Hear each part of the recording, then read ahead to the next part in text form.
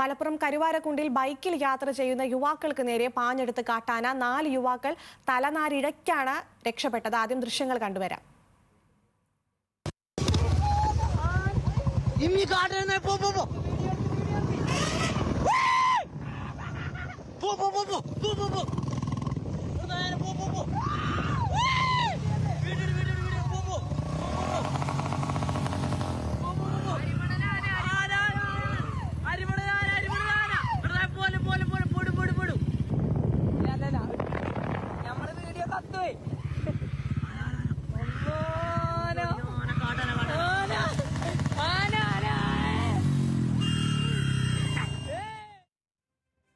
വിവരങ്ങളുമായി ശാന്തകുമാർ വെള്ളാലത്ത് ചേരുന്നു. ശാന്തകുമാർ, ഞെട്ടിപ്പിക്കുന്ന ദൃശ്യങ്ങളാണ് പുറത്തു വന്നിട്ടുള്ളത്.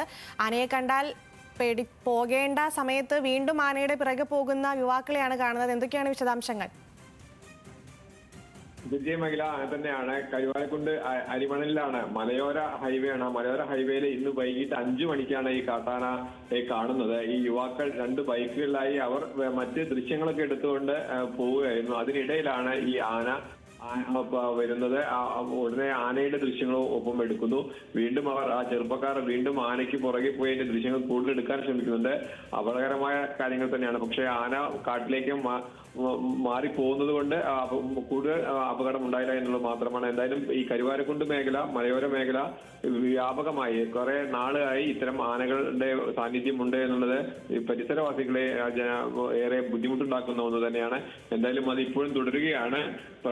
നാട്ടുകാർക്കിടയിൽ പ്രതിഷേധമുണ്ട്. പക്ഷേ അതിന് ശാശ്വത പരിഹാരം ഉണ്ടാക്കാൻ ഇനിയും അധികൃതർക്ക് ആയിട്ടുമില്ല. ശരി, ശാന്തകുമാർ വെള്ളാലത്താണ് വിവരങ്ങൾ നൽകിയത്.